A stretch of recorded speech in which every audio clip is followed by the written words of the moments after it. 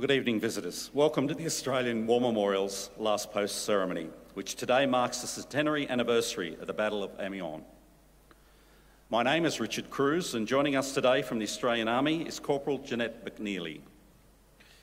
We're honoured to acknowledge Major General Justin Elwood, Deputy Chief of Army, representing the Australian Army, Major General Jiwaka Ruwan Kulatunga, Commandant Sri Lankan Defence Service Command and Staff College, Sri Lanka, and the accompanying delegation.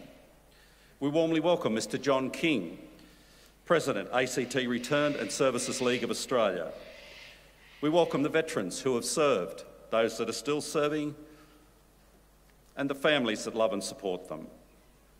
We acknowledge the members of RSL and Services Clubs Association, RSL Victoria and RSL Queensland, who are watching the broadcast of this ceremony across Australia. During this evening's ceremony, wreaths will be laid at the base of the Pool of Reflection by visitors and students on behalf of the following schools. From Queensland, Ascot State High School. From New South Wales, Lake Illawarra South Public School. And from the Northern Territory, Durack Primary School. Australia's Federation Guard is a tri-service ceremonial unit of the Australian Defence Force. They provide a ceremonial presence at civil and military events and during visits to Australia by foreign dignitaries.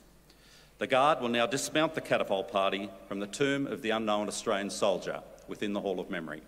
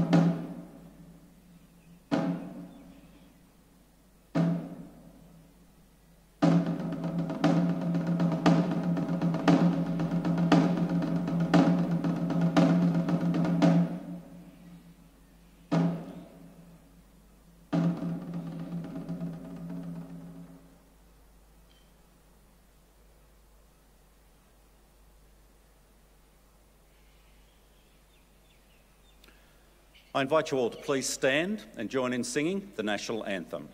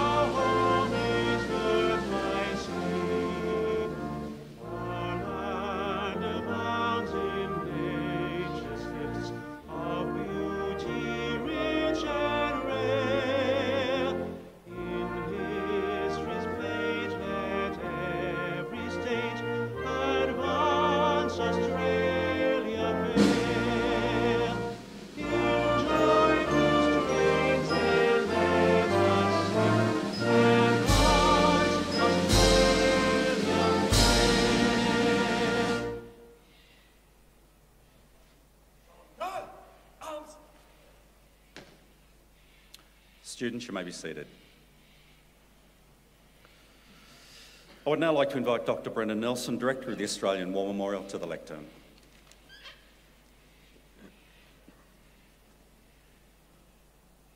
Today marks 100 years since the Australian Corps took part in the Battle of Amiens. If asked to nominate the moment of Australia's greatest influence in international affairs, barely a few amongst our nation of 25 million would know that it was 1918, specifically that it was a century ago today and the ensuing 3 months of that year. On this day, 100 years ago, the British Army launched an attack of 4 corps across a front of 10 miles to the east of the important rail junction at Amiens. The main thrust of the battle was made by 2 corps, the Australian Corps on the left and the Canadian Corps on the right. Before the battle, the commanding officer of the Australian Corps, Lieutenant General Sir John Monash, sent the following message to his men. For the first time in the history of this Corps, all 5 Australian divisions will tomorrow engage in the largest and most important battle operation ever undertaken by the Corps. They will be supported by an exceptionally powerful artillery and by tanks and aeroplanes on a scale never previously attempted. I entertain no sort of doubt, he said, that every Australian soldier will worthily arise to so great an occasion for the sake of Australia, the Empire, and our cause. By the end of the first day of the operation, the Australian and Canadian Corps had achieved the largest advance made by the Allies in a single day during the entire war. Their advance was so great that it could be measured in kilometres, nearly 13 for the Canadians and 11 for the Australians. In the first 14 hours of the attack, the Australians captured nearly 6,000 German prisoners, along with more than 100 artillery pieces, hundreds more prisoners, and a great many more enemy arms passed into Australian hands over the coming days. The Battle of Amiens so demoralised German General Erich Ludendorff that he said the Battle of Amiens was the black day of the German army in the history of the war. He added, "This was the worst experience I had to go through." It was in fact the beginning of the offensive that led to the end of the war. The Amiens offensive was a British triumph, but it was delivered by Australians and Canadians. In permanently driving a wedge into the German lines that they broke, the battle-hardened Australians had the measure of the Germans under a corps commander of genius whom they trusted, John Monash. Field Marshal Douglas Haig knew the only corps upon which he could truly rely were Australian and Canadian. Colonel Thomas Blamey described Haig's emotional meeting with Australian divisional commanders at Villa Bretana only 3 days after the battle. With tears rolling down his face, Haig said, "You don't know what the Australians and Canadians have done for the British Empire in these days." The impact of this day and the ensuing battles would not only shape the war and pave the path to victory, it would lay stable foundations for the critically important post-war decade that would follow. Mourning our 62,000 dead, deeply divided, and living with the aftermath of the maimed, we remain true to our young, brittle democracy. Monash, as the most widely respected Australian, regarded as an unpretentious outsider, honest, decent and intelligent, was able to carry those who would otherwise have been a subversive force. Amiens and beyond had given us belief in ourselves that sustained us through adversities that are simply unknown to our generation.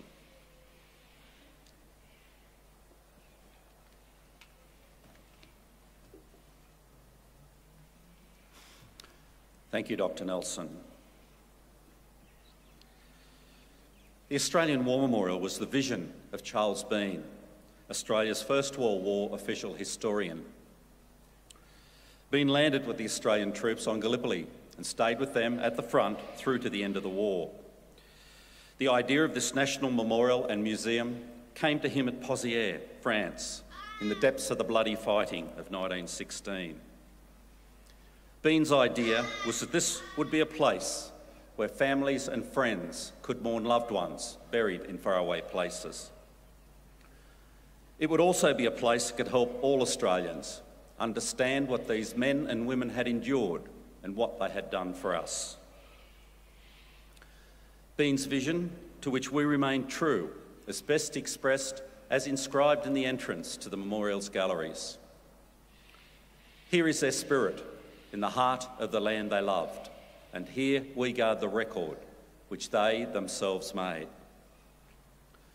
Tonight we'll read the story behind just one of those on the Roll of Honour, which lists the names of more than 102,000 men and women who have given their lives for us in war and operations over more than a century.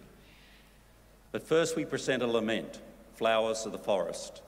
Wreaths and floral tributes will now be laid at the base of the Pool of Reflection.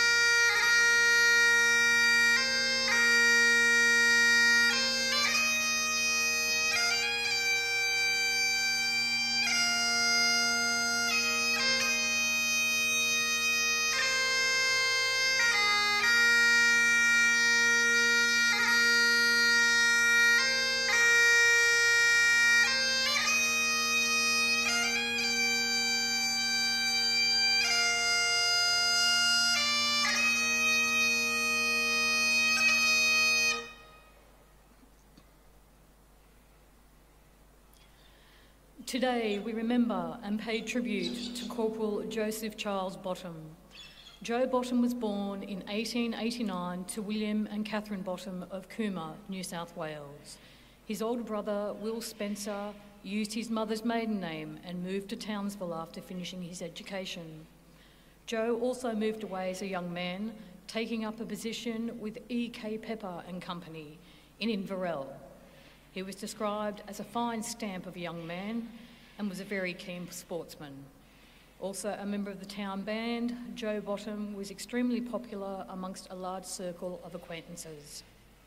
Joe and both of his brothers, Will Spencer and Leslie Bottom, tried to enlist separately after the outbreak of war in 1914. While they were successful, Joe was turned down because his chest measurements did not meet the minimum enlistment requirements at the time. He was successful in August 1915 after the enlistment standards were relaxed. None of the three brothers served together. Will and Les went into different infantry battalions, and Joe served with the 14th Field Artillery Brigade. Joe Bottom underwent a period of training in Australia before sailing for Egypt. He continued training in the desert camp on the outskirts of Cairo for some months before leaving for France in June 1916 with the 25th Field Artillery Brigade.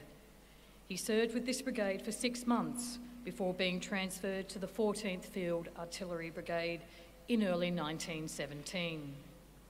In March, Bottom's brigade was not far from Albert, fighting against German defensive positions. On the 15th of March, a shell burst near Bottom's battery, severely wounding him in the face, neck, chest and arm.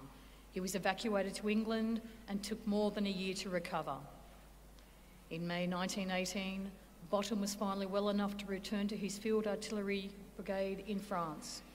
2 weeks after leaving Southampton, he rejoined his unit and was promoted to corporal. 6 weeks later, his brother, Lieutenant Will Spencer, was killed in action at the Battle of Hamel while serving with the 15th Battalion. Corporal Bottom's Field Artillery Brigade was involved in the next major battle fought by the Australian Corps, the Battle of Amiens, on the 8th of August 1918. Amiens was a stunning success, with the Australian and Canadian infantry advancing miles across the old Somme battleground. The 14th Field Artillery Brigade put down a barrage in support of operations and fired for several hours, covering the advance of tanks and infantry. Bottom section of the 53rd Battery of the 14th Field Artillery Brigade was ordered to move forward with the infantry after the final objective had been taken. They packed up and harnessed the guns to the horses. But before the order to leave was given, a German aircraft flew over, dropping 3 bombs in their midst.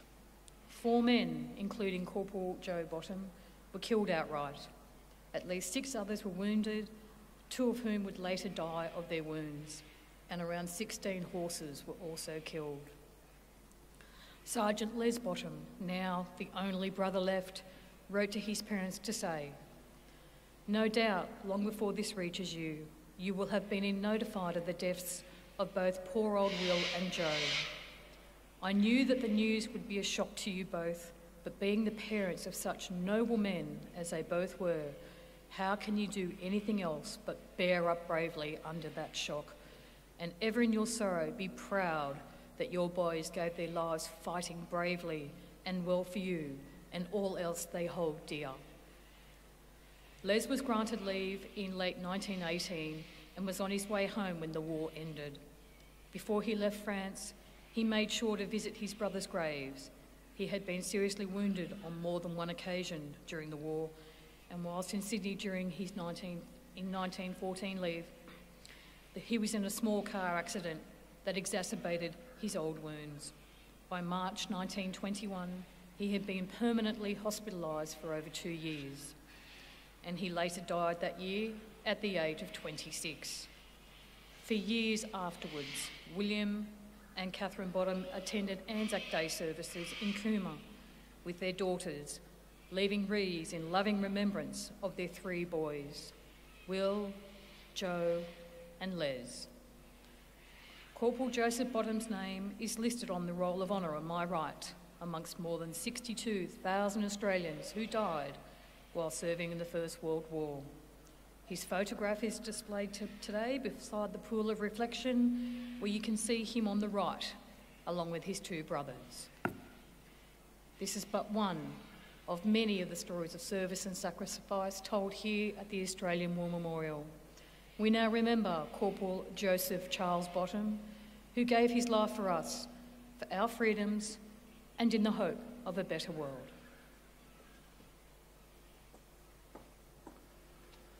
Please stand for the reading of the ode and the sounding of the last post.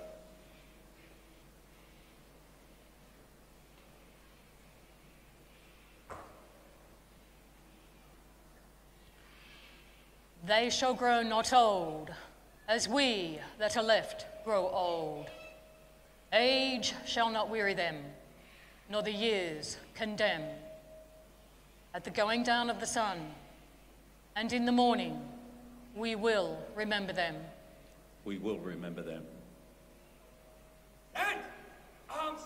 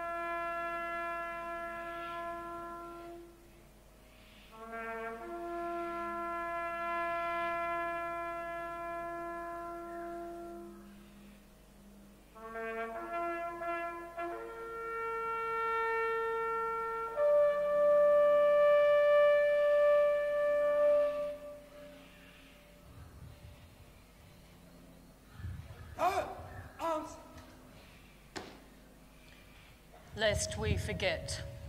Lest we forget.